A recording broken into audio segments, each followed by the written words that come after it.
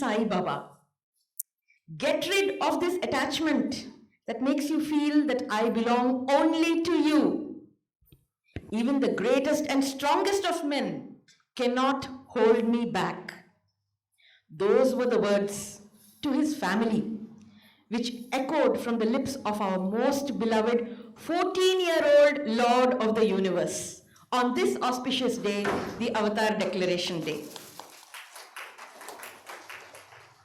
The Supreme Being descended in his most beautiful form and brought us all to his lotus feet.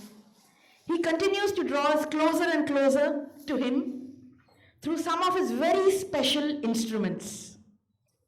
Sai Ram, brothers and sisters, a very good morning to you all, and thank you for being here this morning. I have the honor and privilege of introducing one such special instrument, Professor H.J. Bhagia. But before I proceed, I'd like to extend a warm welcome to Mrs. Bhagia too, who is here with us today. Welcome, Mrs. Bhagia, to this Sai Mandir. Bhagia sir, as he is lovingly known as, has had an excellent track record as a student, as a working professional, and as a teacher. In 1969, Bhagia sir received the gold medal for completing his chemical engineering from Bombay University. He went on to complete his master's in industrial management from Bombay University. As a professional, Bhagia sir has worked in multiple industries in numerous capacities. He has worked for various corporations in India, Netherlands, Bahrain, and UK, to name a few. In 1986, when Bhagwan set up the MBA program, Bhagia sir was one of the first teachers to be appointed by Bhagwan. Bhagia sir is loved and respected by students across several batches for his wealth of experiences with Bhagwan. Without further ado, let us put our hands together in welcoming our most beloved Bhagia sir.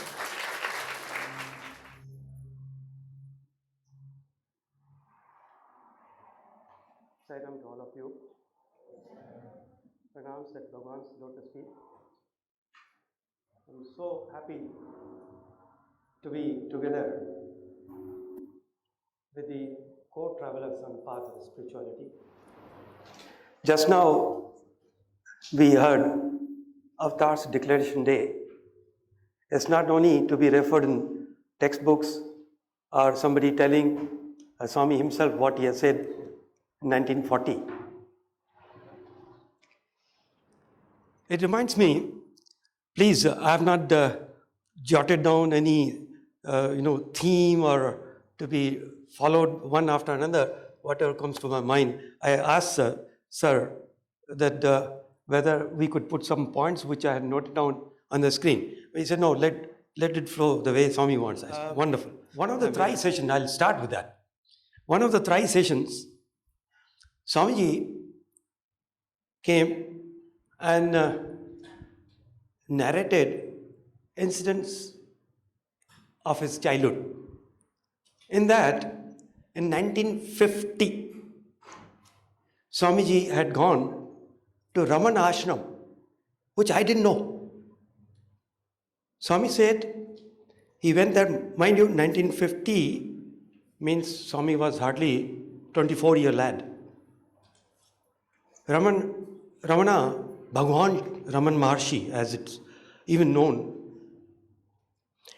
when he found Swamiji is entering into his ashram, he got up, he ran, went to receive Bhagwan, and he said to other devotees, mind you, he has thousands and millions of followers, but at that time not millions, but a small ashram, and he said, oh, Parabrahman has come, Parabrahman. He just went and ran and touched Swami's feet. They were all surprised that, what is he doing? Such senior person, devotee, self-realized, and going and touching feet of a small boy. So he prayed, Swami, please, and come to my ashram, Swami. Swamiji went, and he was so overexcited Swami, can I prepare something for you? Because it was the practice in Ramana Ashram. Those who have gone, I have not gone even once, but I have heard that although Swami put me on the path of Ramana self-inquiry, I may come to that point whenever required, but he used to prepare food for all the devotees. So he offered Bhagavan that, can I prepare food? Swami said, okay, go ahead. He prepared and brought a nice plate, various items. And Swami, please partake it. Swami took. Swami knew his heart, Ramana's heart. Swami did not finish everything. He left little bit in the plate. Then Ramana is asking Swamiji, Swami, please. No, enough. Bas? Yes. Then, moment Swami said, enough, or he just took the plate with a very force, or almost snatched the plate from Swami's hands, and he started eating that. Swami has told this. He licked the plate. Then he said, oh, now I have no birth. I have taken prasadam given by Parabrahman. I have no more birth now. Everybody was surprised. Then Swami, he knew what he is. We are trying to understand him, which was nicely introduced. Nobody can understand, Swami has himself said. Then Swami asked him, no, Ramana asked Swami that, Swami, please bless my mother, because he had promised mother. If those who have read his story, mother didn't want him to leave and become sannyasi, but he promised mother that I'll be with you. In fact, the last moments of his mother, Ramana's mother, when she was struggling, he put hand on mother's head. Mother mind was peaceful and zoop, sunk into the consciousness. So he wanted to make sure, Ramana wanted to make double sure in front of Parabrahman that, Lord, bless my mother's tomb. Mother passed away, of course. Bless my mother's tomb. Swami put his hand. Then Ramanaji said, Swamiji, bless Lakshmi's tomb also. Lakshmi was cow in Ramana Ashram, and he used to revere that also as a spiritual, obviously, because when you see oneness, universal consciousness, then then Swami was also happy. Swami asked him, where is your tomb? Then he said, Swami, here it is. Swami put hand on his head. He said, now I'm through. This is our Swamiji. We have no capacity to recognize. I'll tell you another story. About 5 years back, or maybe more, some of our research scholars from institute in the hostel, they went for a trip to Himalaya. And just when many of us, we feel that, okay, Swami is not physically present, we have more time, and during holidays we must go and visit many temples. Nothing wrong. This is all sattvic way of spending time and energy and maybe money. So they also, in the holiday, they booked properly. Just coming to the point, briefly, I'll tell you the connecting point here. Some students, they saw everything, they were content, but 4 or 5, they wanted to visit some gufas, that is the caves, with a lot of stories behind each cave. One cave, one person was standing outside the cave, sort of attendant, I wouldn't say that, but some maybe co-traveler on the path, or his disciple of the master sitting inside the cave. So the disciple told them, no, you can't visit, you can't go inside this cave. Why? Because sage is meditating for such a long time. But sage doesn't eat? No. Doesn't drink? No. No. Doesn't go for number one, number two? No. Boys, they became more curious. No, we want to have darshan of such a sage. But assistant or the disciple won't let them. Say, okay, we'll not go deep inside. Let us feel the vibrations of this sage. So he felt compassionate on the students. They went in and they said, no, don't cross this point. Sage should not be disturbed. Okay? Then he was whispering, where do you people come from? They said that we have come from Puttaparthi. What Puttaparthi? Sathya Sai Baba's ashram. We are students and we have come for a tour. Moment they said Sathya Sai Baba's ashram, sage which was on Maunam, meditating, he woke up, he said, what? You come from Sathya Sai Baba, Sathya Sai Baba, you had darshan of Sathya Sai Baba, Sathya Sai Baba. He broke all his Maunam, all the meditation and everything. Sathya Sai Baba, you touched him, you listened to him. My pranams. What are you people doing here? No, we have come for darshan. What darshan? Why? No, we want moksha. Fools, don't wander here and there.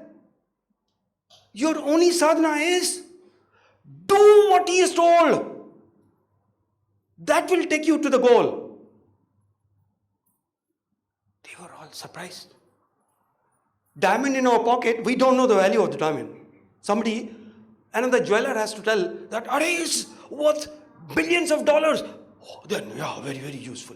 This is the plight we are in. Then, another gentleman, in the same trip with these students, they came across one sadhu. Then they told him, how long you are here?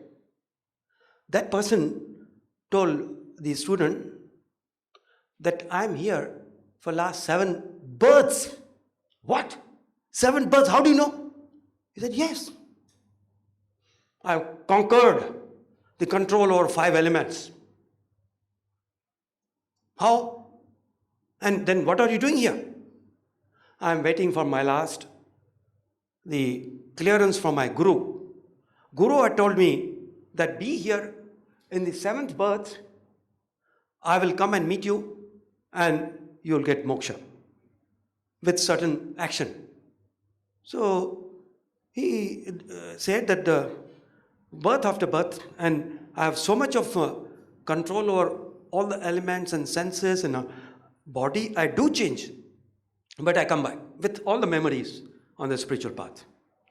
This is my last birth, and you know how I can say this is my last birth and I don't have to do any other sadhana? What sadhana you did? He said, I have gone through all the sadhanas, tapas, standing on one leg and fasting, this, that, I've done everything. I can bring fire, I can bring water, I can do anything, all elements in my hand. But, boys, there's no need to waste all this, your time and energy. Whatever your Parbrahman, the Guru, Sadguru, Sathya Sai Baba has told you, do that. And then a little deeper, 2 students were deeply concerned that what is that self-realization? How do I know? He said, yes, I also was like this, and gurus after gurus. But one Sadguru is still there, still he is alive. He's 700-year-old and is still there in Himalayas, and he keeps guiding me. You know what he did finally? After I went through all the tapas, my mind was totally annihilated, zero. And then once he told me, in this birth, some time back, that I promised you I'll come. So he came as a bright light. And I could hear him, but I was not allowed to touch him. But only the form in the bright light. And he told him that, yes, I promised you that in this birth I will give you self-realization. So, do what I tell you now. Yes? See, there's a lioness on the peak of the mountain. Go, get me milk of lioness. Mind you, this disciple, guru, not a guru, the person who got this realization from his master, he had mastered everything. So the boys thought that this man will be frightened going to the lioness. He went, really she was feeding her cubs, and now he did not know whether to milk her there, bring the milk in container. So master didn't tell me properly. So what he did with his powers, he made lioness become like a cat. She was docile. Brought lioness pulling her ear to the master and told the master, Master, how do you want the milk, her milk? Then he said, you brought lioness here. She was feeding her kids. And don't you have that much common sense? Shame on you. You snatch their feed from her. She was feeding her, the children. Then he was feeling ashamed. Then said, Master, I thought I can give you fresh milk, otherwise you may doubt me where I brought the milk from. So he said, supposing the he-lion would have seen you, he would have finished you. He realized. Then he asked him, if he had finished you, what will you be?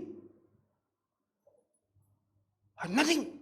That is you. Before the birth, after the death, that is your permanent place. That is the one universal consciousness. In fact, beyond consciousness, nothingness.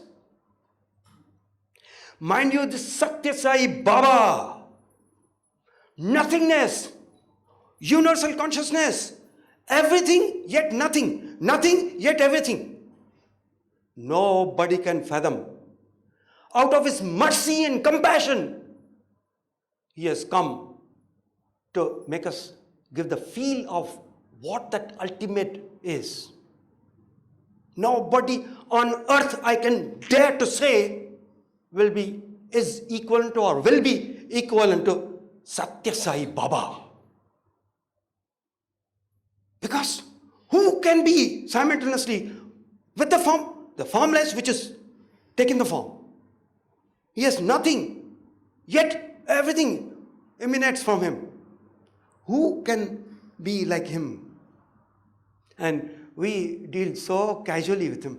He also traps us in veil of Maya, as if talking to us, dining with us, walking with us. We think he is like us. Once it so happened that one astronaut from Moon landed, US citizen. He came straight to Vrindavan, Whitefield, after contacting the warden over there. And warden obviously he would have got the consent of Swamiji. Then he was allowed.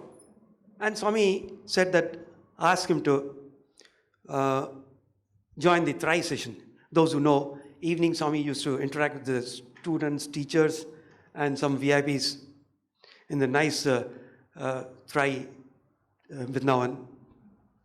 So he was brought. Then warden sir whispered, Swami, he has come and he wants to tell you something. He wants to have your blessings and he wants to tell you something. Then Swami said, yes, ask him to speak to the boys. So he got up in his American accent, and very hefty, huge person, rosy, and he said like this, just started with the boys. You think that I have come from the moon? There's nothing on the moon, just dust. Everything is in him. I saw Swami there. That's why I came running. Then he didn't want to say. He was so emotional. He just quiet. He wanted to communicate this, that's all. Then he sat. Way of communication. But Swami, your Mahima is increasing. Not only all over the world here, this globe, but even other places, all the planets. Then Swami was quiet. Then very beautiful demonstration Swami did. Handkerchief was like this for Swami. Swami was seated. Swami took the handkerchief.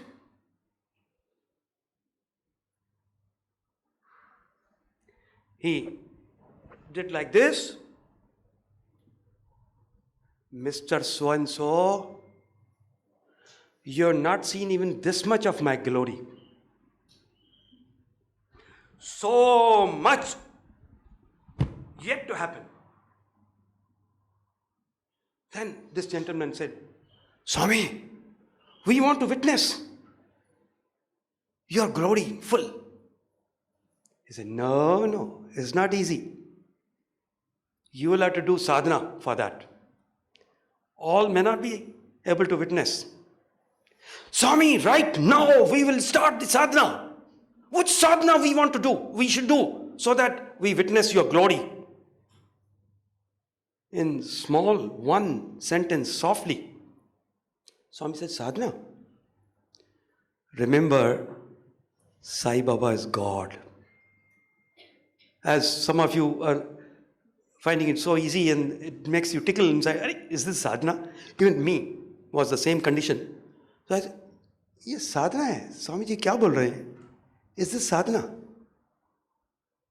But what he said more than 20 years back, maybe 25 or even more, is true right now. How many of us crossed your heart? I'm not asking, I'm not checking, I'm not the supervisor or... How many of us have firm conviction?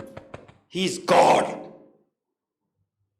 He's omnipresent, omniscient, omnipotent. He's universal consciousness. And prior to the consciousness, which nobody can witness, Swami said, I witness everything. But I cannot witness myself. Meaning, I am the ultimate. I am the witness as well as the expression. Who dare can say this? So, we have to remember. Now, when we remember He is omnipresent, omniscient, omnipotent, I think our behavior will change. Our thinking will change. Continuously. Because He says, I am constant integrated awareness. Constant. Unchanging. Integrated and awareness. Universal awareness. Integration is movement. So I am movement as well as constant. Okay. Once one of my student, MBA student, I think some of you would know, last 10 minutes of the class, every semester I had several classes for MBA students. So I would start with the question, do you have anything to ask? Some students choose to ask about the previous class subject. Some students would ask some doubts. But if they don't ask anything, last 10 minutes, I would tell them, close your books. Yes, ask anything other than the subject. Then, in a way, sometimes some boys, they ask about the clarification of formula, derivation, or this and that application. Say, hey, shut up, man. And you're getting the chance of asking some spiritual question about Swami, about your experience, and don't spend time on that. And others will pull him down. Because in India, there are so many PhDs. Sorry, this is a sidetrack. You know how? The Swami asked once, one gentleman brought from London, so many people, a group. And he told Swami, in such a small group, I've got 4 PhDs. Doctorate, PhDs. Swami said, Acha? In India, PhD is so common. So what? Then Swami asked him, what is PhD? Swami, philosophy, doctorate in philosophy. He said, no. What is PhD? Then he thought Swami is asking a spiritual way answer, that patience, humility, and devotion. Swami, okay, but what is in India so common, PhD? Then he was lost. Swami is telling him, PhD.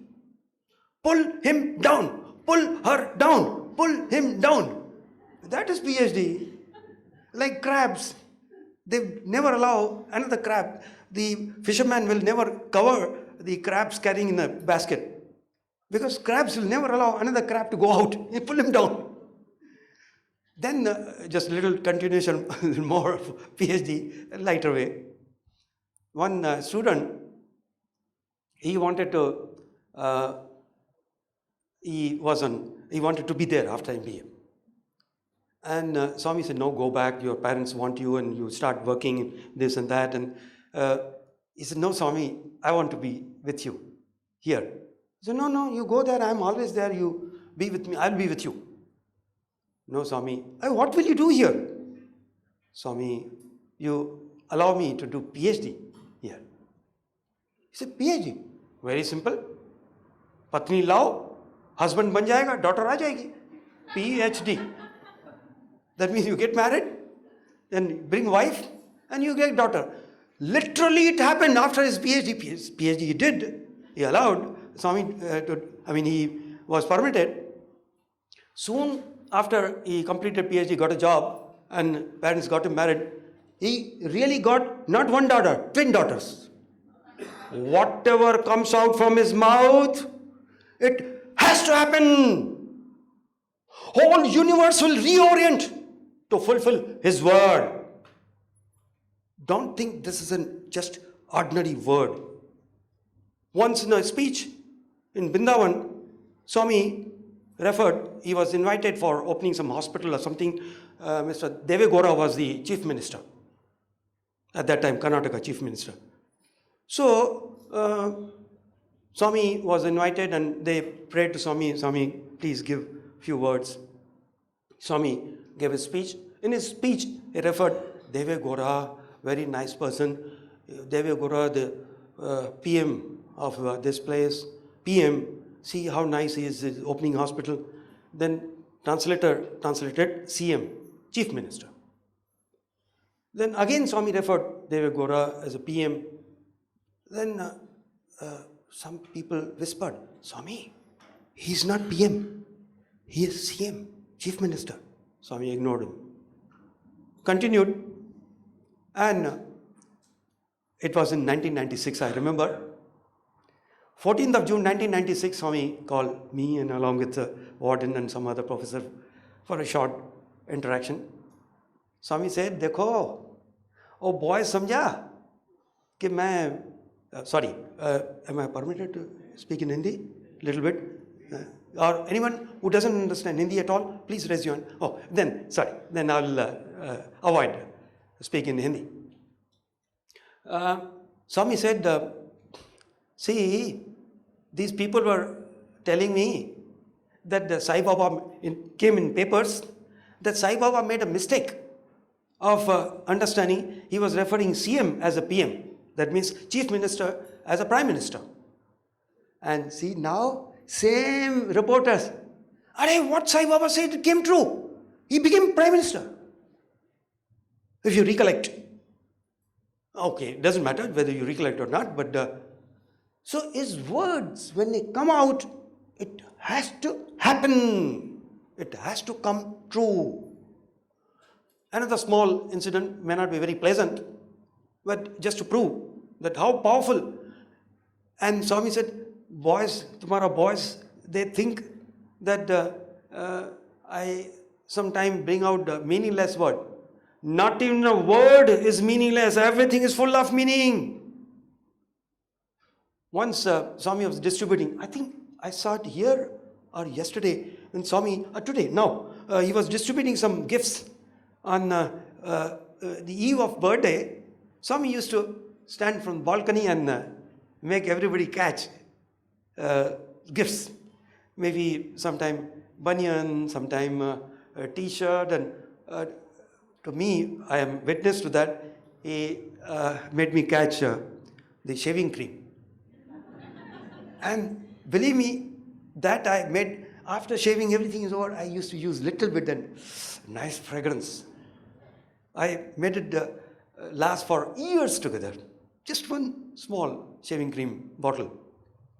So, when he was giving, he will give a banyan, a loose banyan, to a thin man. Oh, see, thin man, such a loose, you grow, put on weight. Really, he will put on weight. Another student, and he is fat, gave him a banyan, a t-shirt, and he said, don't worry, reduce your weight. It will not fit now, but reduce your weight. So it's an indication. Whatever he does, there is some purpose. Nothing is meaningless. One boy, he was in final year, BSc, he gave him, you can wear it on last day. So he thought that, yes, every end of the academic year, they have a get-together and party, and so he'll remember to wear it on the last day. Then he cleared exams. It was a holiday period.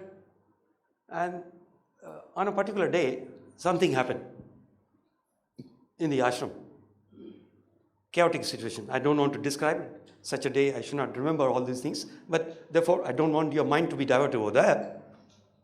So, some chaotic situation happened. And some unpleasant things happened. He gave his life. The boy, who was present at that time. And when they took his body, he was wearing that shirt which Bhagavan gave, wear it in the last day. So his words are very powerful. Huh? When he says that there is nobody equivalent to me, some person, boy close to Bhagavan, said, Swami, somebody has come from some place and he claims that you are speaking through him. He said, Chi. Swami said, Chi. Why should I enter dirty body of somebody? I can communicate without any barrier. So, okay, I don't want to go on that area. Let me have a pleasant more moments. Once, Dr. Sathya, who was the director of medical, Sathya Sai Institute of Higher Medical Sciences, first director, it was 1991, Swami started. He had, look at this, on the 1990, November 23rd, he said next year, by 22nd November, there will be super specialty hospital and first operation will be done on 22nd November 1991. It happened. It's impossible. Even L&T, who were in charge of construction, or the what you call a person who designs, architect, he said, I can't believe it has happened. We were used as an instrument. People were doubting. Even on 21st November, we have gone and removed the garbage around the hospital. And when senior doctor, I know the name, but I don't know how to take the names, he said, Swami, it is impossible. How can we have tomorrow operation? Room has to be clean, it has to be sterilized. And you said you already got so many patients, and we will conduct surgery. No, Swami. Do it, Swami said. They did it. Very successful operation. Because he has said it. Who can come in between his words and the action? So, that Dr. Sathya in 1992, he came to Vrindavan. No, it was 91 only. The hospital was running every month. There were, you understand, crores of rupees in most of you, otherwise you can say millions of rupees. Every month there was 1.5 crore. That means 15 million expenditure, rupees, every month for free operations and this and that. Now this gentleman, he was a director, he didn't know that what to do. He came to Swami and told Swamiji, he wanted to say that Swami, hardly few thousands are left in the bank, and what do I do? How do I manage? Swami ignored him. He came on Saturday, totally ignored. Sunday, he spent whole day, Swami neglected him. Sunday evening, he got phone call from his wife that bank manager is repeatedly calling you. He said, I know why is he calling, because we have to make the payments to the medical equipment supplier and this and that, and I know. Tell him that I'm in Vrindavan, I'm out of station. And again, in the night, how do I know? Dr. Sathya himself has given this episode in front of us when Swami was there, in front of Swami. Then Monday, he had to go because there was pressure from the bank manager.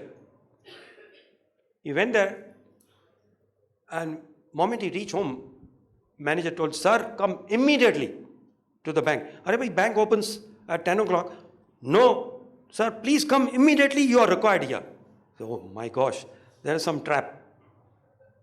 He went there, manager told him, please sign on this paper. Arey, what is this? Sir, you sign. Baba, I know there are many suppliers.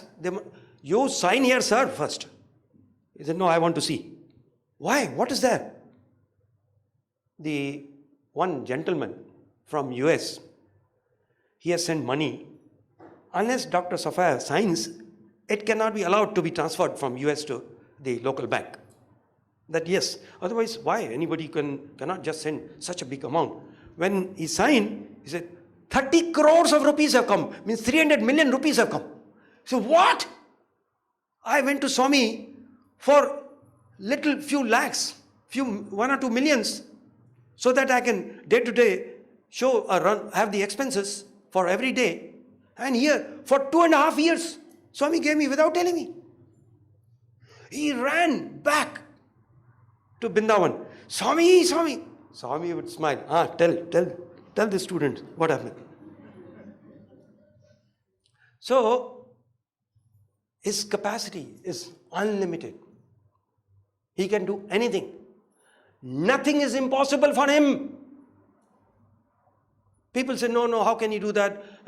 Many times when we go to him, Swami, this passed away, that passed away, this happened, that happened, he keeps quiet. It is according to karma, but that is also good for me. And then they say, many people were of the hope that Swami, after 24th April 2011, he'll come back, even including me. We were waiting. It didn't happen. And then somebody gave the explanation that, see, a lot of negative things are happening in the world. So Swami took upon himself sufferings, or in anticipation what is going to happen to the world. He took it upon himself. He consumed his body. Good to hear this, selfless action. But my question to that gentleman was that what are you thinking about Swami? He has some limited capacity that if he takes X numbers suffering, that is the limit. Beyond that, he cannot bear and run away. What are you talking? You are putting limits on the limited entity, unlimited company. He said that his is an unlimited company. No rules apply to him. I'll give another incident. I hope you... once, one senior devotee was with Swamiji in Ooty. Swami takes normally some VIPs and to Ooty. And maybe on the way, I'm not too sure about that. Was it on the way or elsewhere? Somebody wanted to take picture of Swami. Those days, Polaroid camera was very famous. You take a picture and the positive also comes out from the camera. I hope you would have, many of you would have seen that. Nowadays is very simple technology. So, somebody wanted to take Swami's photos. Swami sat. No, Swami was standing. And he said, take. Wait. Then take. Another lady, senior devotee, she wanted to, I think, make some adjustment on Swami's robe. So she was approaching. Swami told her with the force, hey, don't come closer to me. So the photographer, the person with the camera, special camera, he took the photograph, and after a few seconds, zoom, picture came out of Dattatreya. He took picture of Swami, and what came out was Dattatreya. So whole group was perplexed, especially one senior devotee. He used to take liberty with Bhagwan. He says, Swamiji, we want to know from you, directly from you, who you are. Swami kept quiet. They reached Ooty. Evening as usual. They had, Swami's program was one or two students would speak. And then Swami used to give a discourse. On that day, he told the senior devotee, he reminded Bhagwan, Swami, today we want to listen from your mouth what you are, who you are. Then Swami, when you repeatedly remind Bhagwan, it's not good. So he said, what do you think? What is your opinion? What are you understanding about me? And in his unique style, he prostrated in front of Swami's feet. Swami, you are Brahma, you are Vishnu, you are Maheshwara. Then Swami very softly told him, hey, these are my managers I have employed. Then Swami, who you are? I am the proprietor of the whole universe. Swami, yes, these are all my managers. I have given them rules and regulations. They will strictly follow those rules. But no rules apply to me. I can pick up anybody from anywhere and lift him any place I want.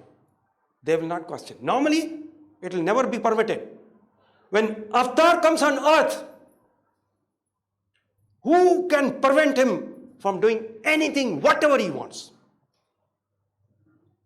So people get deluded. No, Swami cannot do that. Swami normally, or it's not in nature, it's unnatural. Swami doesn't cross the laws of nature. Fool! He has created the laws of nature and you bind him? What understanding you have. I got back. In Kodaikanal, once Swami after finishing the Kodaikanal, that time security people were also accompanying Swamiji, and trip was completed with students and some VIPs. Next day morning, early morning, 5 o'clock, Swami was to leave Kodaikanal for back to Parthi.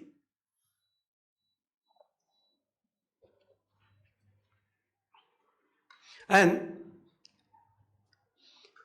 he told one of the student who was taking care of arrangements, one of them, that see, I have given safaris to all of you, safari suit, the cloth, cut 3 meter each piece and put it in the carry bags, Swami's emblem, Sathya Dharma Shanti.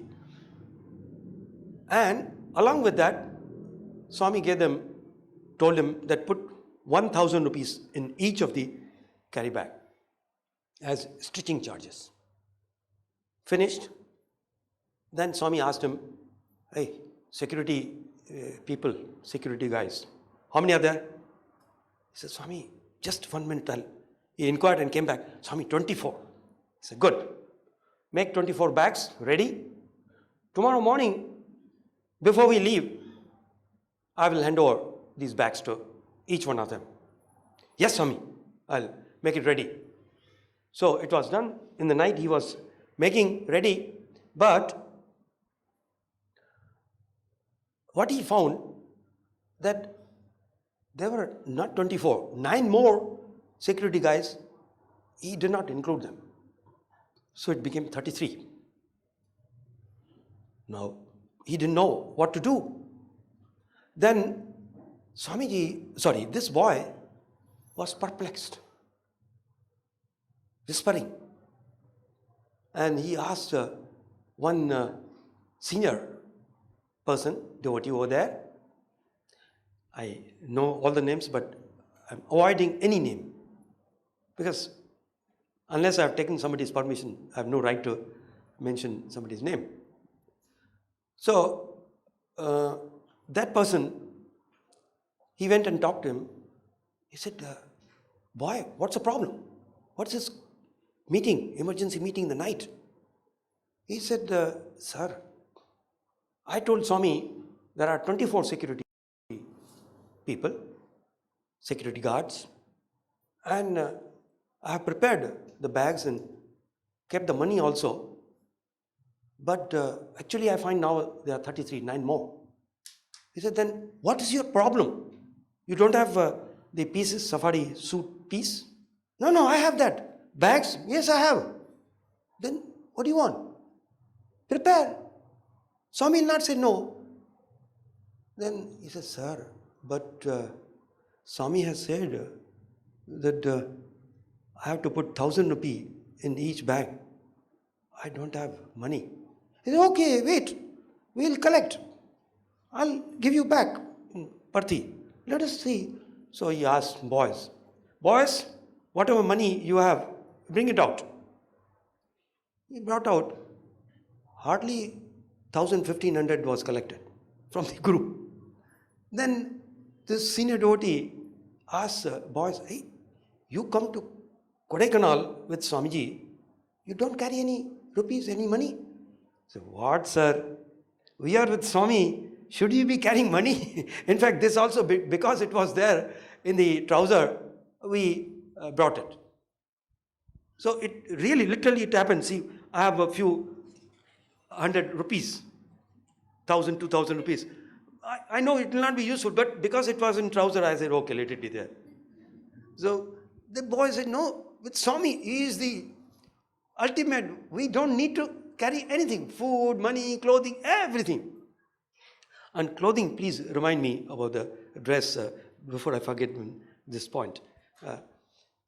One boy, how Swami. So, this, he couldn't collect money. Then situation was becoming more tensed. And our Natakat Sai Krishna, he comes in the room where this discussion was going on. What is that, Mr. So-and-so? I gave you have done the job? He said, yes, Swami, I have put, there are, Swami, not 24 is my mistake. There are, how many? Swami, 9 more are there. Okay, prepare 9 more bags. Swami, I have done that. 10? We'll give to 33 tomorrow morning. Swami, but what? Swami, 1,000 rupees in each bag. Put it. Swami, I don't have money. Oh, okay. This evening darshan time, see, I had collected a few letters from the devotees. In the basket, there are many letters. Take one letter with a blue border on the envelope. You bring that. He brought it. Then it appeared a little heavy. Then Swami has a unique style of opening the envelope. See, we just immediately, either we try to tear from where this gum, or what he did, this is supposing envelope, he tore the bottom of the envelope, and he will not detach the part. He will leave that part hanging so that it should not dirty the place. So when he was doing that and talking to them, then purposely, he's all actor, 24/7, actor. And he has said that, it's not my assessment. He said, Bhagia, okay, that is another story. I don't know how we need to connect. Then one bunch new notes of 500 each fell down. Then the boy took and gave it to Swami. He said, Are, where did you get money from? Swami, it came from envelope. Envelope? Who put it? You put it. No, Swami. Then who put it? Then that smart senior devotee, he said, Swami, you would have taken sankalpa. Swami reflected so severely, sort of, strong. Hey, I don't take these sankalpa. This Parabrahma takes only one sankalpa to come in the human form. Then whatever I need, wherever I need, whenever I need, it will come running to me. That is Parabrahma. That is the sankalpa he has taken. So don't get deluded anywhere. Then about the dress. He is a lighter way. One boy, he came on for birthday. They bring a plate and they put yellow rice, flowers, and a letter for Swami and a photo. Swami would sign on their birthday. So this boy had come. He sat in the front. Swamiji came and put yellow rice on him. And while boy is still sitting, Swami is standing. So boy tried to get up and give a support on the picture which Swami was giving the autograph. Then in that very, you can imagine, but the unpleasant thing happened. Because boys were those years also very tight pant. So it happened, nobody noticed. Swami knew everything, he's Antaryami. Then after giving him the photo, Swami whispered him, hey, see, you walk behind me. Slowly. I'll go, you walk, go on walking behind me. Don't turn here and there. Swami took him inside the interview room. His izzat, it was saved. When he came out, I have seen that. When he came out with a new trouser. Then, boy, Swami, and we asked him, few of us, those who observed, Are kya hua? Are, Swami, he said, go inside, little inner part of the interview room, change your trouser and come. This is our Lord. This is our Saima. Okay. Another beautiful thing. December 30, 1997 was international match, cricket match Swami organized in Puttaparthi. A lot of preparations were done. And Swami, like a child, after the interview, before the bhajans in the evening, he would come and tell us, see, they have done this, they have done that. And so many people will be happy. This will be the first international match, cricket match in Puttaparthi.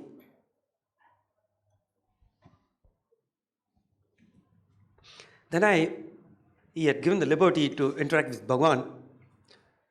I have to keep track of time also. So I asked Swami, you are really so selfless.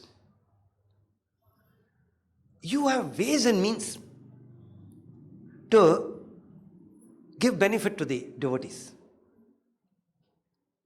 He said, what? Why? What to do? Because Swami came and told me, like a child, Bhagia, today they decided that will be live broadcast, the cricket match. And although we have no facility, some trucks will be brought and the arrangements will be made. It was unheard. Mind you, more than 20 years back in India, and that too in Puttaparthi village. There was no communication as such. But, the telecom facilities. But Swami said, they have made the arrangement. So I said, Swamiji, what a wonderful thing. Millions of devotees, millions of people will watch this test match and they will get your darshan. They'll be exposed or introduced to Puttaparthi. Then millions of devotees will come and pray to you. And I know I can understand your master plan that you want to give moksha to so many people. He said, no. I'm not interested in millions of people should come here. Why, Swami? I want quality, not quantity. Okay? But Swami, whosoever comes, you will give them moksha. First step, as you said, the devotee should take. Then he is ready to take even thousands of steps. But he said, first step, you have to take. I will not change your mind. I can bring sky into earth, earth into sky. But your mind, first step, you have to take. Okay? Then I said, Swami, but I'm not able to understand. During your Avatarhood, unlimited people can get the self-realization. See, Swami, so many gurus, sages, they take so many people. Okay, their boat is limited. The number of persons whom they carry across the ocean is limited. You have unlimited capacity, Swami. How you say that no? He said, no, only handful of people will get realization. Because my question was that during your Avatarhood, unlimited, millions of people, whosoever comes will get the seat. Swami said, no. I was disappointed. And looking at him, in my mind, internal mind, I can talk to him any way I like, because others should not understand or think that I have no respect for Bhagwan. But inside, I say, kya yaar, tu aisa kyun kar rahe ho? Bol rahe ho, nahi denge. I said that, what, Swami, that you are restricting. You said no, only few people will get self-realization during your Avatarhood. So he said, wait. It was December period, and January 11th becomes the sports meet every year in Parthi.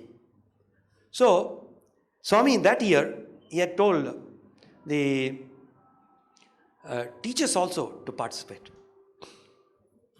And I'll give a little different, slightly more story, and then come back to this point. I'll not forget. Swami, one day, when he was telling the teachers should also participate, and one teacher was given an assignment to take down the names and the game individual teacher would like to play before the sports meet on that day also, but practice has to be done. So Swami asked me, Bhagia, which game you want to play? Have you given your name? I said, no, Swami. Why? Which game? You don't want to play any game? I said, yes, Swami. I want to play the game of life. What? Choro Vedanta. Kya? Swami, I want to play to see oneness in all. Abbo! He gave me a nice, Abbo! You think that you are spiritual. So, I kept quiet, but I was very firm. He will dissuade. He will put you into Maya. Hold on to your conviction. So I said, Swami, I don't want to play. Then the teacher in charge, he came to me and he told me, no, you have to give the name in one of the games at least. So I said, what are the games? Tell me. One game was hurdle race, hurdle. The teachers, because some elder, some young, so you jump on a small, rod or go under the tunnel or go in water and run like that. So I said, okay, include my name in this. So next day, he showed it to Swami. Swami, all the teachers have given name, including Bhagia. And, which game he has selected? Then Swami came, which game in front of me? He's asking the in-charge teacher. Swami, he has selected hurdle game, hurdle race. Oh, yes. Hurdle race, Bhagia first. So already he declared. And actually, it happened so. Compared to the elders, I was that time still more agile. And so, but they didn't declare me at the first, because just a play, some senior professor, he was to get a prize from Swami. So they put his name. I said, okay, I don't mind. I don't want anything physical from Bhagwan as such. Okay, that's another story. Now coming to this, Swamiji said that, see, other day, Sunday, you people, teachers, were made to stand in line. Yes, Swami, you are practicing. I said, Swami, yes, I was also part of it. So, teachers were standing, supposing this line. How many teachers were there? Swami asked me. I saw me about 70, 80 teachers. Professors, teachers, school teachers and all. Senior. And far off, few students were standing as the goal. And teachers, professors were asked that moment we give whistle, you have to run. We'll give you 5 minutes. In 5 minutes, whosoever reaches, not competition, whosoever reaches will be declared as a winner. Very good. Fair for the senior professors and all. So Swami said, he is Antarami. He was not physically present, but he told me, he described himself that on a line, how many teachers? 70 teachers, 70, 80. Then he said, and whistle was given. Out of 70, 80, how many reached there? I said, Swami, one properly, before the whistle, second 5 minutes whistle was given, one properly reached. And second one almost was touching the goal. So, Swami said, okay, 2, let us accept the 2 people. I said, yes, Swami. He said, Dekho, see, out of 70, 80, only 2 people reached the goal during the allotted time.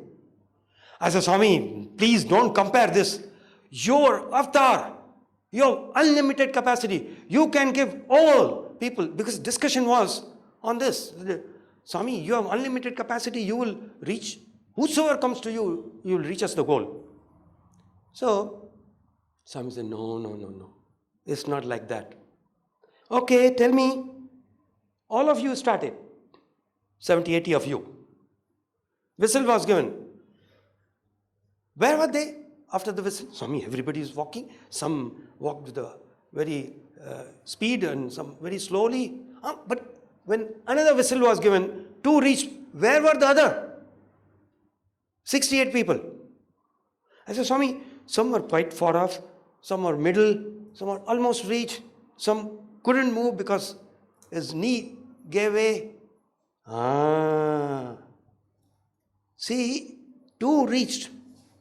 Rest. None of them stood at the starting point. Everybody progressed. And if they run, if they continue to walk, goal clear is there. And path is known. Walk. This is what Avatar has come to do. Few people during Avatarhood, my question was, during Avatarhood, how many will reach the goal? He said few. But the path, he has made goal very clear to all of us. He has shown the path, how to reach that goal. That your, Dharma marg, Karma marg, Bhakti marg, Jnana marg. He has given the path, self-inquiry, so many ways. Seva, then bhajans and study circles and doing gram seva, so many things. He has given the path. Follow that, continue that. He said if everyone continues, if not in those 5 minutes, but definitely they will reach the goal. Similarly, during Avatarhood, even if very few have reached, all will get.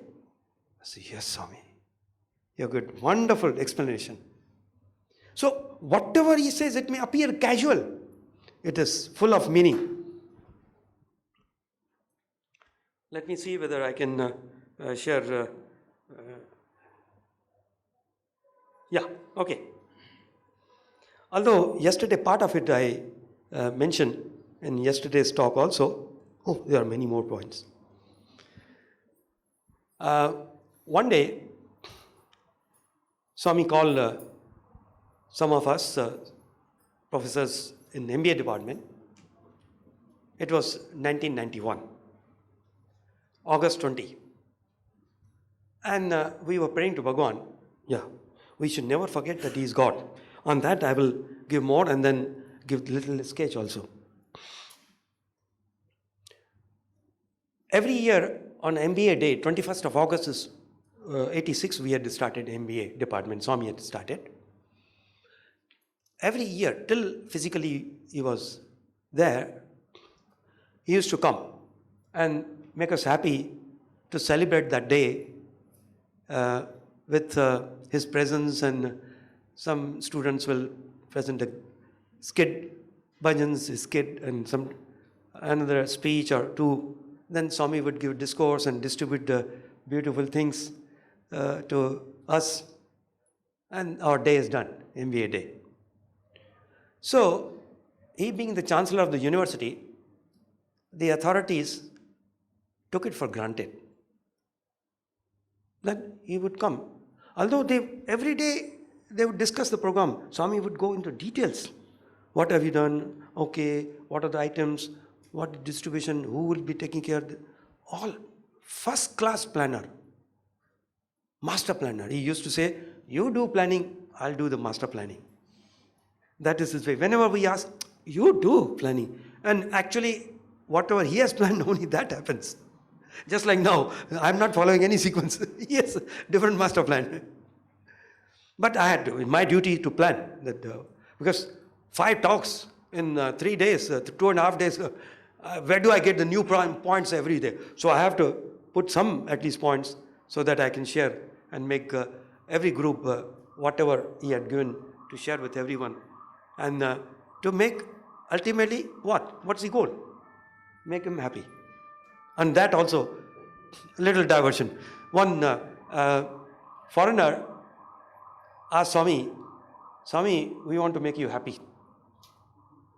How to make you happy?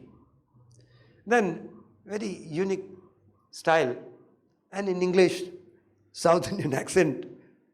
Then he said, happy, happy, happy. You be happy.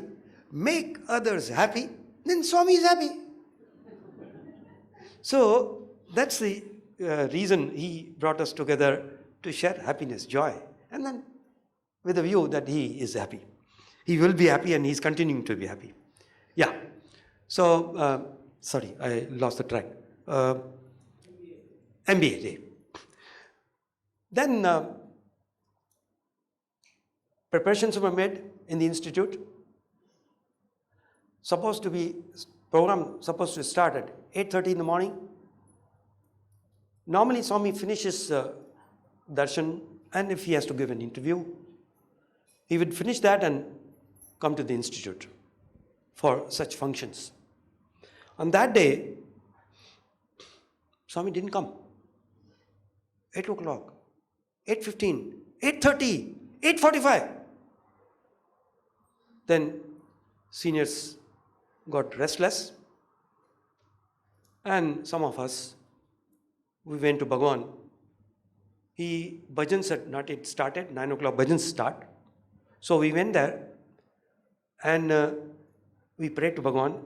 Swamiji came out from the interview room, and then Swami, MBA day. What? Swami, we are praying to you that you come. I don't know. Are, he kaisa bol sakta hai? I don't know. Every program, every day he was discussing, and now he says, I don't know. Then I understood. He said, you people take it for granted, huh? We have to invite him in the capacity of God, not capacity of chancellor. As a chancellor, he knows. As God, he need not follow, or automatically it's not to be taken for granted. Swami, please, Swami. Then he gave blasting. 5 years MBA is over. I gave you whatever you wanted. In return, what have you given me? In my mind, I said, yaar, you had told me that my love is selfless, only giving, giving, giving, nothing in return. Ye fir kya, kab se? You are asking, demanding. So, of course, it is also selfless for the interest of the student and for our interest. He said, whole time. See, he told that subjects you people are taking very good discussion, you're well prepared and students are getting knowledge. But what about the individual? The subject, that means individuals, inner core, student. You should focus your attention on the students. What have you given them? All day you talk about MBO, that management by objective, and this and that, and discussion, finance, money, profit, loss. I have not started institute for that purpose. One more MBA college. And nobody had any guts to say, Swami, what do you want? Then he only gave the courage within. Swamiji, we don't know what is expected of us. Please, Swami, guide us. We assure you that we'll follow your instructions. On following instructions, again, I have a point why people don't follow his instruction. Please, if I forget, I'll request you. Then Swami said, I want 3 things you teachers to give it to the students apart from all the subjects, syllabus, everything. What are those 3 things? I can write.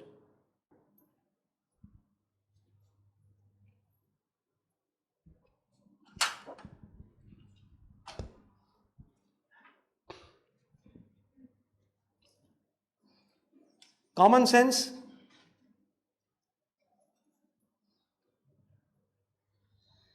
general knowledge,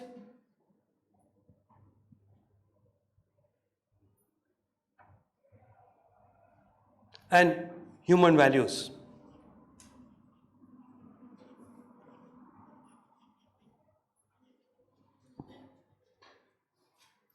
Then he gave story each for them. Yesterday evening I had already given during sum up and talk the details of these.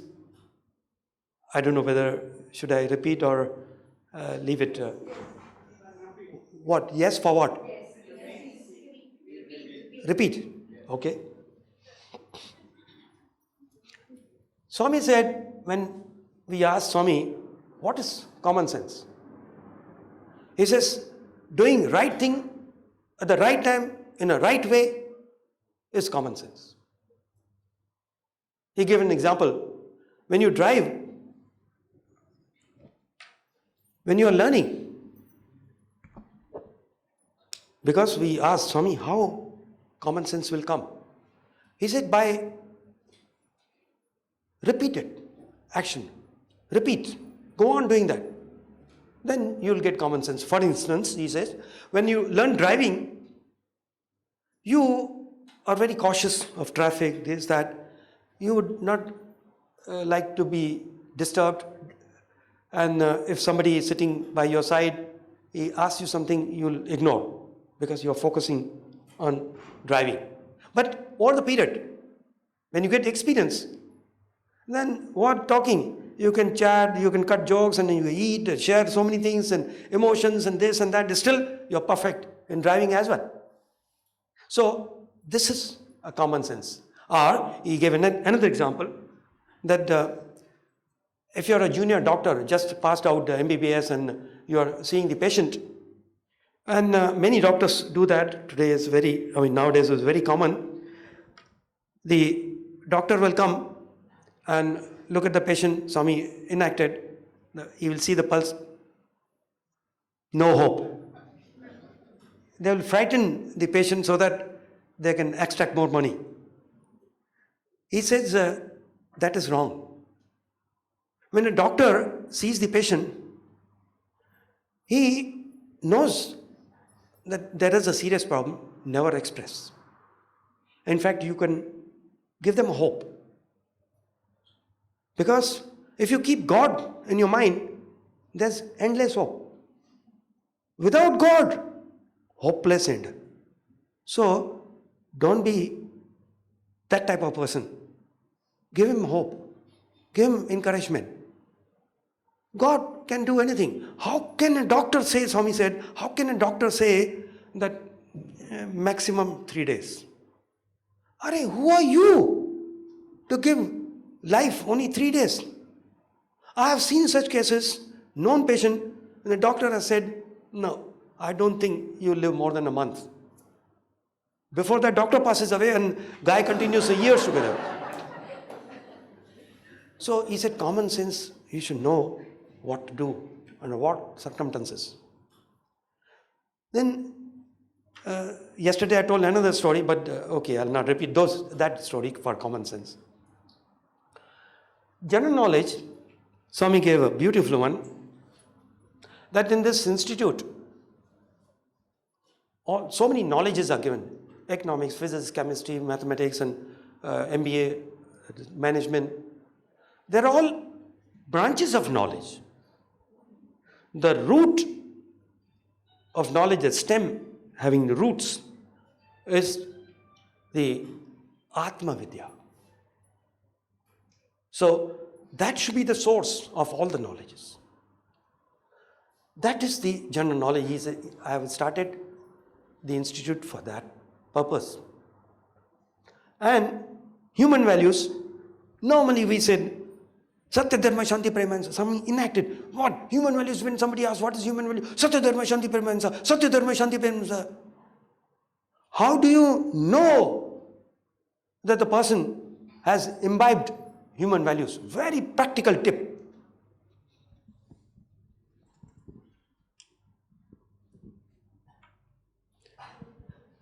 Human values, Swami said, basically 2 things you have to impart to the student. Sense control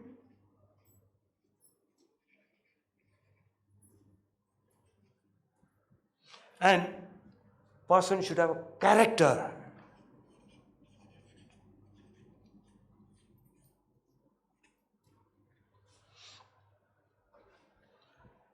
So a person has a sense control and he has a character. Character we understand. What is the character? Character can be many ways. Swami further described for the MBA students: individual character, national character,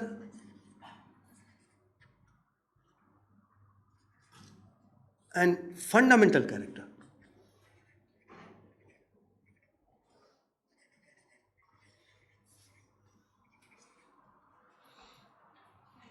Individual character, all the qualities: unity between thought and deed, he should be efficient, he should be all those things, qualities of leader he has given: listening, love, then enthusiasm, all it comes under individual character. So person has to be of pure character. I am not elaborating on sense control. Unless a person has sense control, how can he be a manager? How can he impart on others? Swami said, unless you have practice, you have no right to guide anybody or demand the discipline from others. You should be disciplined for. You come late in the organization and ask the subordinate, why are you late? He said, hey, you come every day late because you are in that position. I can't question you. Set an ideal example. That is required. So that is the sense control in many ways, and the sense can go in wrong direction. So have a control. Then you are implementing or you are practicing human values. And character, all these things came under individual character, good qualities of a leader or a manager. And then what is the national character? When you have individual character, automatically you will influence others. Set an ideal example. When you do that, in individual character, Swami said, you take care of yourself first. I should not do any wrong. Then, don't be selfish. Don't stop there. National character, don't jump to the nation. You say, wait. Take care of your group. Then, by taking care of group, doesn't mean that there should be conflict between, or there should be groupism in the department. No. Then take care of the whole department. Again, don't be selfish that my department should be efficient, effective. Go. Other departments and whole company should prosper. Which, at least I have impression that Japanese people have. The competitors, they will never, this is just because in Bahrain when I was there, I worked with Japanese people for more than a year, so I know very good in that they are. So what? Let competitors also come. We'll also be benefited. We'll also cut down our cost. So you take care of the whole organization, not only the company, many companies in that industry. Not only that industry, all the industries in the country, that is national character. Start with the individual character, go on expanding, and you reach to national character. Then what is fundamental character? Swami said, by taking care of your nation is not enough. Every being, be it a human being, an animal, or an ant, or a mosquito, or anything, you see Atma, one consciousness, one life force. Even non-living thing, there is consciousness. Even this table, we have observed, Swami never put anything in a harsh way. He would deal everything with love. Love is the undercurrent. The selfless love, unconditional love, the fearless love, changeless love. That we have to put into practice. Love doesn't mean in an organization, hi darling, hi sweetheart, and then behind the back, you do anything you want. No, that is not divine love. Show it from the true feelings and show it in action. So that is the fundamental character. So that day he said, I want that from you people, the teachers. First, you practice. Very first lecture in 1986,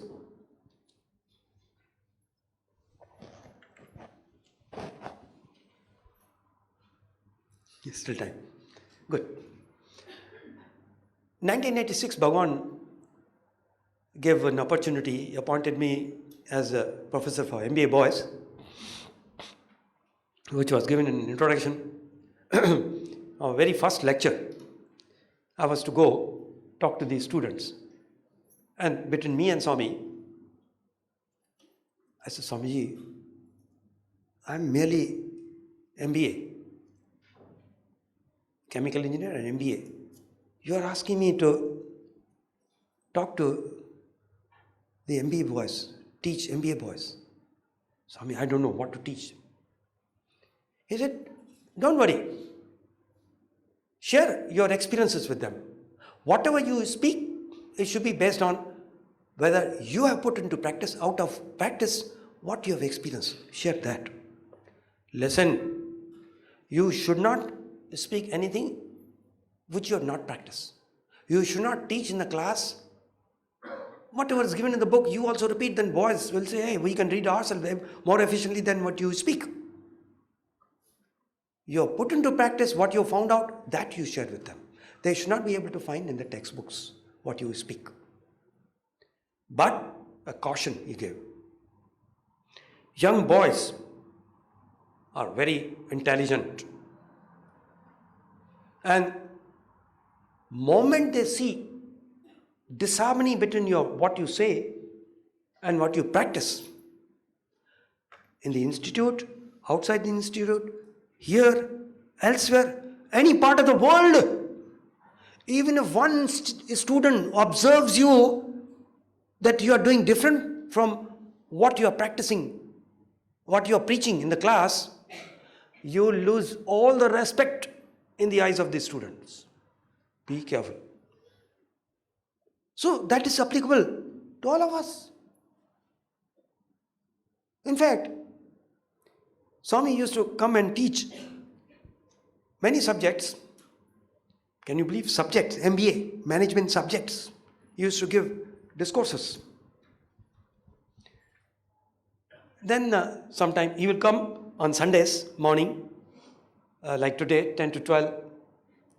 And he would come, he asks Vice Chancellor, Dean, Registrar, Vice Chancellor, what subject do you want me to take today?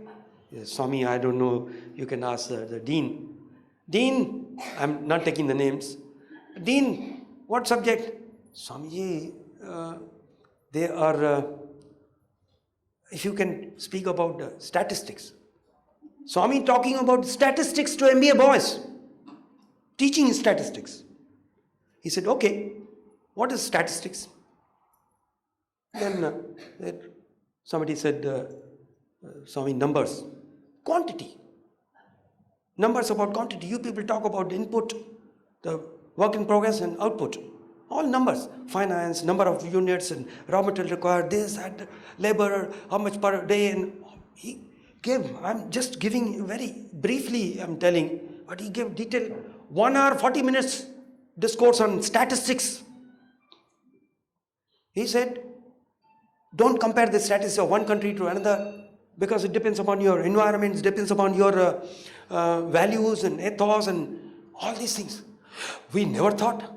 He started with the individual statistics. What is your statistics? Somebody says 2 years, one knows. That is okay. That is outside. Inside, every human being has 72 crores of nerves. They have to be in balance. More than appearance and degrees and this and that, your status, you so-called, what you are inside, your character, how much human values you practice, that becomes your quality. Quality is more important than quantity. You people focus only on quantity. Focus on quality of management, quality of product. So all these statistics, use it with the primary aim to improve the quality. That's how he started the character, the individual, national character, and the for the MBA classes. I am not going through all the subjects of what he used to teach us.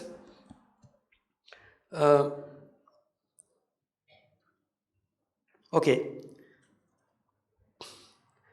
Yesterday also I said, but I don't mind repeating. My initial years after joining 86, he allowed me. I had a doubt that Swami said that nothing happens without will of God. Not even a blade of grass moves without His will. And I have accepted Swami as God. So, innocent, out of innocence, not arrogance. Out of innocence, one interview, Swami said, any question? So, I said, Swamiji, you say that nothing happens without will of God. And I have accepted that you are God. No. He said, he didn't say anything. I said, Swami, look, drew his attention. Look, Swami, here's a pen. And so Swami also had a side table in the interview room with letters and vibhuti packets and all. Look, Swami, I'm keeping this pen on your table. I did it or you did it? Tell me. You said nothing happens without your will. I have kept it. Tell me, Swami. He said, you are also God. Then I thought he's just bypassing the answer. But it's the highest truth. Each one of us, the Avatar Declaration Day also, right from beginning, he said, I am also God, you are also God. The only difference is, I know continuously, you people do not know. You don't have value of the inside, the gems and jewels and diamonds we have. So, we have to practice that. Then, another boy, MBA boy, first batch of MBA, while going out, he told Swami, you have told us to practice Ek Atma Bhav and treat everyone as the embodiment of God and this and that. Swami, is very difficult sometimes. Most of the time it's very difficult. How can I treat anybody as a God? He is misbehaving and negligent, he may be drinking, he may be having bad habits and this and that. How can I treat? And in fact, I had thought in my mind that Swami, even if worker, he comes, I tell him, hey, you are God, you sit on my chair, I'll press your feet. How can I accept him as God? Then Swami gave a beautiful answer that I told you, Ek Atma Bhava, feeling inside of one Atma, one consciousness, one God is operating through all of us. That feeling you should have. Even if you want to punish anybody, somebody may make mistake, send one memo, second memo, third memo, call him and explain to him, why are you doing that? What's wrong with him? Find out his family background. That is with love you're treating. You, Ek Atma Bhava, but treatment with everyone, the formula, the solution to the formula is love, love and love. Selfless love, changeless love, the fearless love. So, even if you are to punish him with love. That doesn't mean, hello, darling, hello, come here, I love you, give him a slap. That is not giving punishment with love. What is the meaning? Meaning is that you think of him, you want to remove him from your department. You have powers, but see whether looking into his limitations, where can he be used? Send him there. Discuss with the management. Or if he is useless, in the organization, in spite of giving memos and this and that, there's some shortcomings in him. Find out outside, because of your contacts, you can find out where this personality can be utilized. One person in our company where I was working earlier, he had a habit of drinking. Whatever money you give, hardly he will give it to the family. So they had to remove, because when he was alcoholic, during the office hours, okay, hangover, and operator, he'll make blunders. And the mistake, it can cost millions of rupees. In one shot, just one mistake, control knob. It was a petrochemical complex and producing hundreds of chemicals. So you can't keep such a person. Then what to do with him? They found another job where he doesn't need to decide for himself, and the salary was never given to him in hand, directly his wife's account. That is punishment with law. So deal everyone with law. Nobody is away from law. On love story, I can share one or two. One guy, MBA guy. I have many experiences with the MBA, so please pardon me. I keep on referring to MBA students and department. One guy, in the early days, he committed error. I conducted a test, internal test, CIE as we know, continuous internal evaluation. I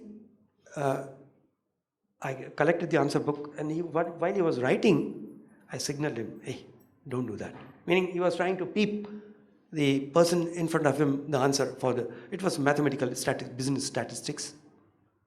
So, but he ignored me. He thought that I'm not watching him. But teacher has very sharp eyes and turning hair gray with the experience, and nobody can escape. No student can escape from the eyes of the teacher if he's attentive. So I told him, signaled him, but he ignored. I also kept ignoring him. Tu jayega kahan? Where will you go, man? Ultimately, I have to assess your paper. So answer books came to me, and I saw he had made very serious mistake in one problem. Some other problem he managed to copy. Then this one mistake which he had made, I said, okay. I opened the answer book of another student from whom he had copied. This fellow has made a mistake, absolutely, even decimal places, mistake same as from where he copied. I brought both of them. Explain. First, the guy who copied from the clever student. How did you get this answer? Sir, I've made calculation. Can you do it now? Yes, sir. You see now I don't remember, I don't have calculator. How did you write these numbers? Sir, I don't know. It came.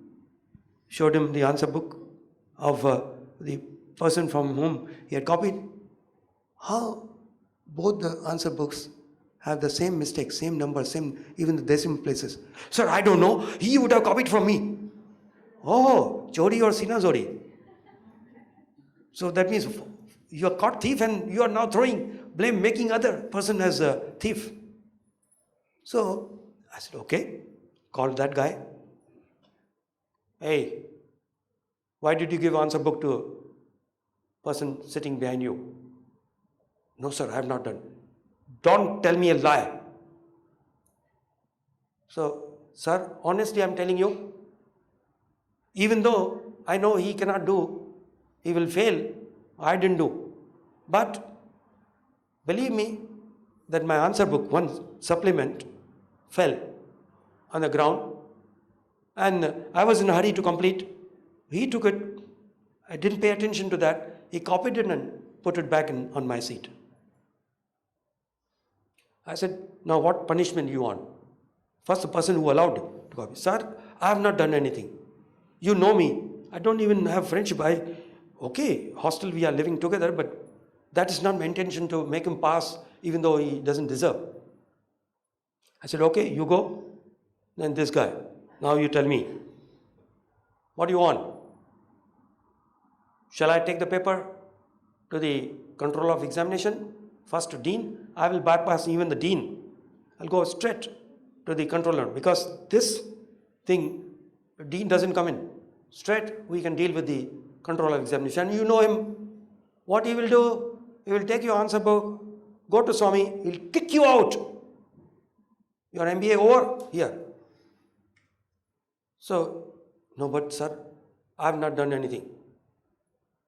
I said, still you're only on this? Then thought came to me, okay, I will show you, I have never done that before.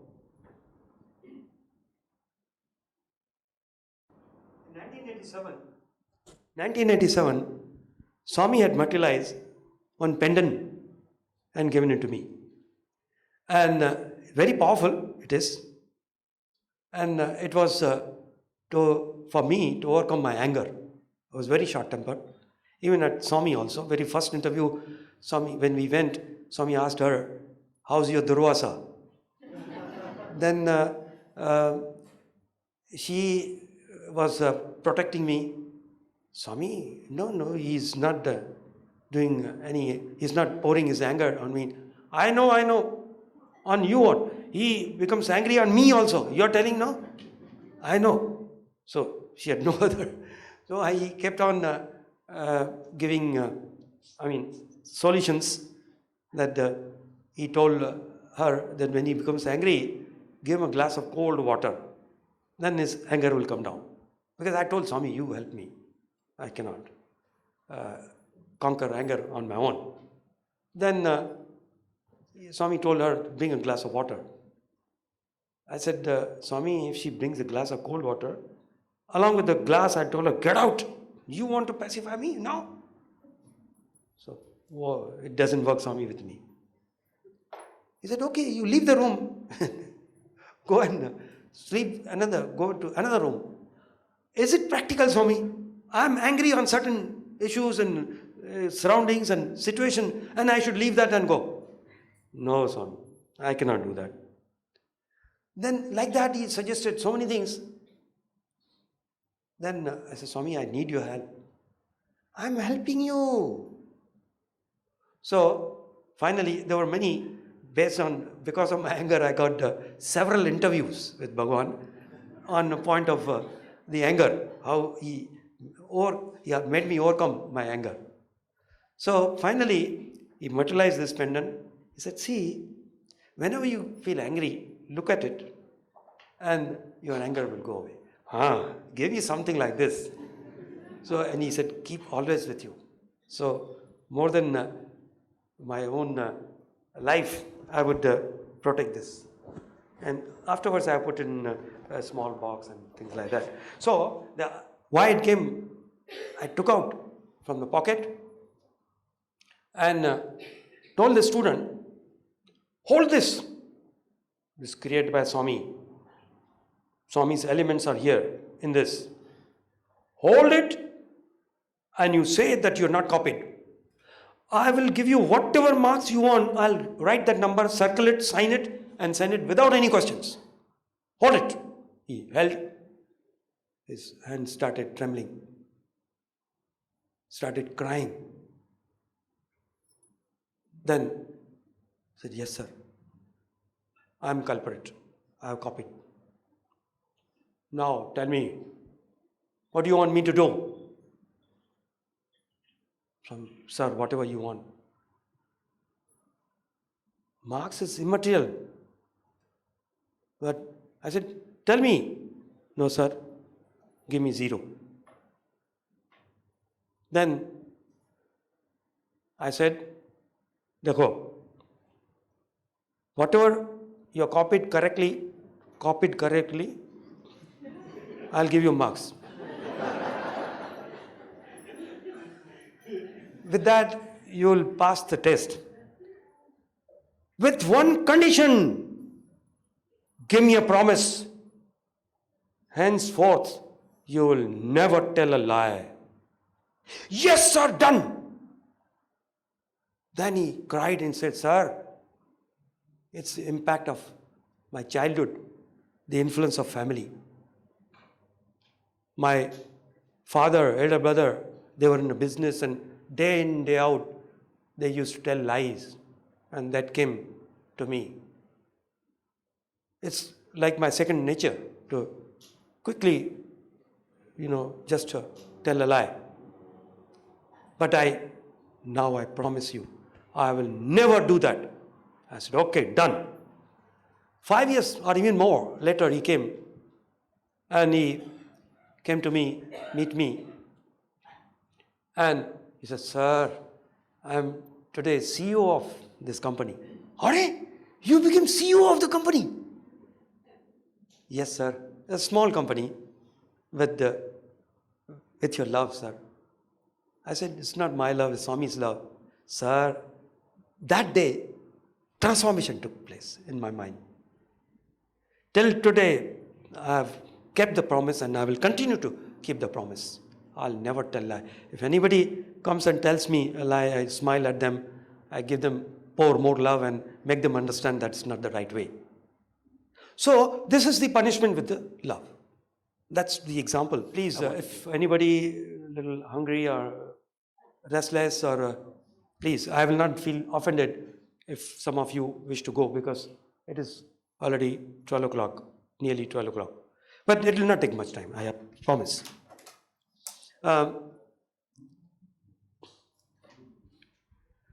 In our MBA department, every year there is a management development program, and some experts are invited. Okay, I have to cut down the details, otherwise I'll not be able to finish in 5 minutes. One such program was on advertisement, marketing and advertisement. Experts were invited from a big organization. The marketing director was invited, and he was giving input to the students, MBA students. His turn came, he showed some slides. It is nearly 30 years old story. Then he showed the slides. I don't know why, all over world, advertisement marketing means unnecessarily shame on those who design such advertisement. Why do you want to do that? Show unnecessary things. Are product driven, they'll show some nonsense. So I never approved. He started showing. I went and told the authorities, sitting in a group, and we are watching. "Sir, tell him not to show such things for our students. Here culture is quite different, sir. You know that. You keep quiet." I went to another person, same, higher ups, that, "Sir," he said, "you think that you are more concerned? We have invited a guest. You keep quiet. We don't want to insult the guest. Let him complete." The intensity went on increasing of exposure or the unnecessary slides. I took courage and I said, "Okay, I'll face all the consequences." I went closer to the guest, whispered in his ear that, "Sir, our boys need not be exposed to these type of things, sir." So, "Oh, I didn't know, nobody told me." So he somehow modified a little presentation and completed. I was boiling inside that how dare you people occupying such posts? You keep quiet. Okay. As such, I was stamped by Swami also, Durvasa. Durvasa is not a bad sage. I'm not praising myself or anything. He used to be very angry on only one thing, untruth. Anything if it's told to him, that I went through the story, she helped me and gave me, "What is Durvasa? You're not bad." I said, because if anything is told to him that do or tell lie or do wrong thing, he will shoot with his weapon. So I was already given the title of Durvasa, so my anger was so much. Then evening, this management development program was over. Evening, all of them they came for darshan. Swami went to the authorities. How was the course development program? Swami, very well. Did the students get some information? Swami, so much information. Oh, very happy, very good, very good. Then I know with full conviction, you are Antaryami, you know everything, and still you are showing innocent. That you have carried away whatever they tell you. What is this? Then Swami went to those people who came for presentation. He goes and materialized watch for one person, one of the two people, those who are presenting. I say, wow, they do this and you reward them with watch. Another person, Swami went, materialized vibhuti and gave him. Again, tu yaar kamal hai. You are very strange.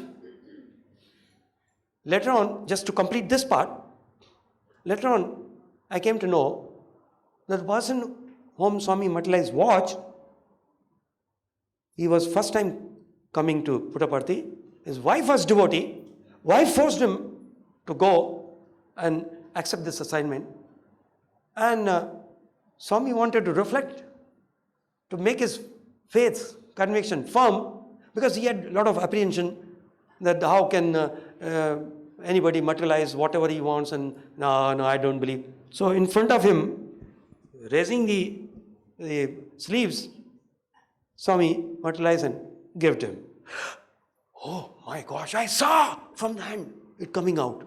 Okay, you are convinced now? Another person whom Swami gave vibhuti came to know his wife had a serious problem, health problem. And while giving vibhuti, Swami told him, don't worry, I'll take care. So, wow, what a Lord, unconditional love. That every opportunity he wants to take, how to give, how to solve problems for them, how to help them. So, wow, great. Then he came for darshan. He finished boys' side.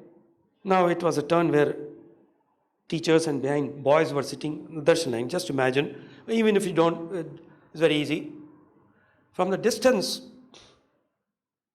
this I came to know later on, why he did watch and vibhuti. But up to that time, boiling inside. You come, I will really ask you a question. What is this? As if I'm master, he should do whatever I want, whatever is appealed to me. But that was my state. Pure love with Swami, taking liberty. He came, I said, I will ask him, Swami, why did you do this? But by the time he came, he gave me a look, he changed my mind, and he gave me the question. When he came closer, I told Swamiji, how to develop patience of avatar. Swami looked at me, went few steps ahead, looked back.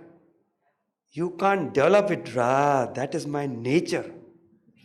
You can't develop that much patience. Nobody can. That is my nature. Very nice. Then my anger did not subside. Then during that year only, early, I think after a month or so, Swami was going to Vrindavan. And before he leaves, it was in the afternoon, after lunch around 1:30, he sent the word that he wants to come to the institute. And then go to Vrindavan because he wants to give a darshan. Because once those years, once Swami goes 3-4 months till June, he may not come back to Parthi, as we all know. Then Swami came. Registrar sir also announced. Boys were gathered. in the foyer, prayer hall, and Swami told registrar to give the statement. Swami said that registrar told the boys that Swami is ready to solve any spiritual question which you have. A spiritual question. Any boys, any student. So, few seconds, 10 seconds, 20 seconds, 30 seconds. Hurry! Nobody is asking question. I raised my hand. Swami immediately reflected. Are you a student or a teacher? Meaning this opportunity was given to the students. I said, and more than me, more than Swami himself, he was reflecting the anger of the authority who gave the announcement, the opportunity for the students. You are grabbing the opportunity. Arey bhai, koi puchta hi nahi hai, nobody is asking, then why should I lose this opportunity? Therefore I raised my hand. So when Swami said, are you a student or teacher? I said, Swamiji, in front of you, all of us are a student. Swami was so happy, his face brightened, and he told the guy, the person, chura, see. That means you were angry on him. See, he is also a student. He is telling that I am also a student. So, any student can ask question. He said, what is your question? Swami asked. I said, Swamiji, I don't know how to deal with the people. Those who, in front of you behave goody-goody, they will behave goody-goody, as expected by you. Moment they see you away, then their true colors come. How to deal with such people? I'm very angry. Like that, indirectly telling him how to deal with such people. We have to deal in our life. Swami looked at me, didn't give any answer. Then he again told boys, any other question? Students got some courage. One boy raised his hand. And that boy said, Swami said, what's your question? Boy said, Swami, how to control mind? Swami said, hey, that is KG class question. Even the professors will tell you. He did not. That means there is no other question now. Boy will ask only that. He thinks that is the best he can extract from Bhagavan. Swami started a discourse. Oh my gosh. Just a few minutes more, you'll bear with us. Then Swami started a discourse. I'm coming to the point only, not giving other points of the discourse. Swami said there are three types of people, three categories of people in this world. First category, he said, those who are awake. We are all awake. Second category, those who are sleeping. Then I immediately thought, no, maybe other part of the globe, like USA and somewhere, that must be sleeping. And third category of people, Swami said something, but the translator translated, third category of people are those who are awake but pretending to be asleep. Swami said, Kadu. Swami again repeated. What was the third category? He repeated the same thing, thinking that he is correcting Swami. I've got the feeling. It may not be the true feeling which he had, but I got. When Swami is telling something, why are you translating differently? So then Swami himself said in English, third category of people are those who are sleeping but pretending to be awake. Everybody raised eyebrows. If they are sleeping, how they pretend to be awake? Then he said, see Bhagia, now the answer to my anguish inside. First category of people are those who are spiritually awakened. You don't have to do anything. That means very easy to deal with them. Second category of people are those who are in tamas, who are ignorant. They don't know anything. Spiritually, they are sleeping. It is the duty of those who are awakened to help them to wake up those who are sleeping. Third category of people are those who pretend that they are awake. They are actually sleeping. They are in ignorance. They are darkness. Then say, I know everything. Hey, what? Swami, I know. I have been with Swami for 40 years, 50 years, or 10 years. Right? What you people, youngsters, know? I know everything. They become Banerjees. They keep banners. First Chatterjee, they will keep on talking about Swami. Then they put, no, Swami wants this, Swami doesn't want, become Banerjee. Then Swami ignores them. Then they become Mukherjee. Their voice come down. So Swami said, now my answer to my question, how to deal with them? We know it is so, but how to deal with them? Swami said, don't try to correct them. Leave them alone. The spiritual pride is such, even God cannot help them. I said, my gosh, he's making a statement, even God will not help them. So he said, don't waste your time on them. Just ignore them. Wow, what a guidelines. Why should I increase my blood pressure, boil my blood on such people? Leave them alone. Let them face the consequences. Because with the one law, he answers all people. Law of karma. Do good, you will be. Especially before Swami left the physical body, he had said several times that, see, as if the gist is that I have put you now all on autopilot. Actually, on 20th of March 2011, when Swami folded hands in front of everybody, me and my wife, we tried to find out what's the meaning. Finally, to one reference, one realized person, he said that meaning is, from now onwards, you are on your own. I will not be a shield between your karma and the consequences of karma. You are on your own, autopilot. Swami kept on giving an example of bats. The bats, see, they are mammals, but they fly like birds. When they go in the night sleep, the branch of tree, they will hang themselves down. Let them do it. Swami said also to the student, okay, with that I will close because it is connected with the student. Very, very, very statement which is frightening. Swami said, every student, first I told you what is the student. Even I was accepted by Swami as a student. Swami's student is one who follows Swami's instruction to the last word and the spirit. He said, every student, I give them a long rope with respect to time and karma. I also give them the discrimination, how to use that rope.